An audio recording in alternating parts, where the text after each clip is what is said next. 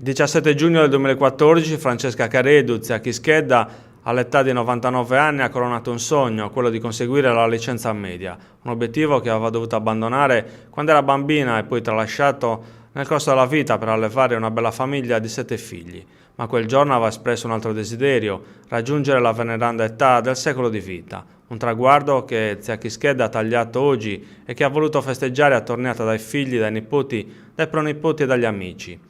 Accompagnata dai familiari, zia Chischedda ha assistito ad una messa di ringraziamento celebrata nell'antico santuario delle Grazie di Nuoro, una funzione officiata da padre Giuseppe, parroco delle Grazie. Zia Chischedda poi ha offerto un rinfresco ad amici e parenti. Una donna che è un esempio di forza di volontà, che ha deciso alla soglia dei 100 anni di prendere prima la licenza elementare e poi, non soddisfatta, di conseguire la licenza media. Un esempio per i tanti giovani che oggi decidono anzitempo di lasciare i banchi di scuola.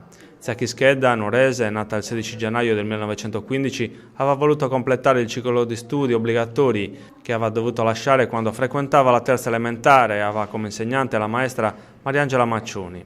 Grazie all'impegno dell'insegnante Pasqualina Ledda, tutor in questo percorso scolastico, aveva sostenuto l'esame di licenza media. Attorniata dai parenti e dai pronipoti, aveva risposto alle domande della commissione d'esame. Una prova sostenuta nella scuola media Borrozzu, alla presenza delle autorità cittadine e scolastiche provinciali. Un esame che era terminato con una promozione a pieni voti e che aveva commosso tutti i presenti, ammirati dalla vitalità di questa giovane di 100 anni.